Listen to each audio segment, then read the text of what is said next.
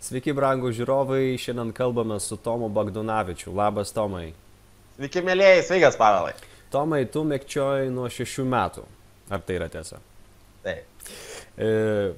Tu esi verslo konsultantas, verslininkas, sėkmingai vedęs žmogus, vedi seminarus tūkstančiam žmonių, pats netgi buvau tokiame, kur buvo berods virš 2000 žmonių, jeigu neklystu.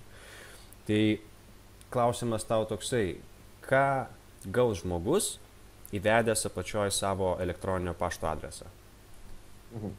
Šitągi, analizuodamas, kaip pavyko įveikti mikčiojimą man, aš analizavau ir kitų tokių žymių žmonių, tokių kaip Winstonas Churchillis, Marilyn Monroe, Scatman Jonas, Monako princas ir kitų istorijas, kurie irgi mikčiojo ir iš tiesų gyvenime pasiekė wow daug.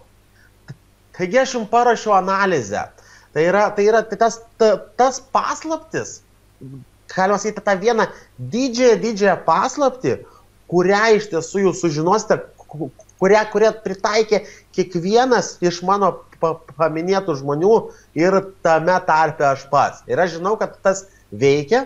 Ir aš žinau, kad tas gali padėti labai jums šitągi susitvarkyti su mikčiojimo problema, kurią gal šiuo metu turite. Taigi nesvarbu, ar mikčiojate jūs pats, ar mikčioja jūsų vaikai, aš manau, kad šita informacija yra jums būtina. Taigi tai nekainuoja nieko, tiesiog įveskite elektroninį pašto adresą žemiau ir aš jums atsiųsiu tikrai puikią analizę, puikią paslaptį, kaip mikčiojimą įveikia daugelis didžiųjų žmonių, aš pasikartosiu, tai yra Marilyn Monroe, Winstonas Churchillis, Scatman Jonas, Monako princas ir daugelis kitų. Ir aš žinau, kad tai veikia, nes tai suveikia ir man. Taigi, įveskite adresą žemiau ir mes pasimatysime netrukus. Iki.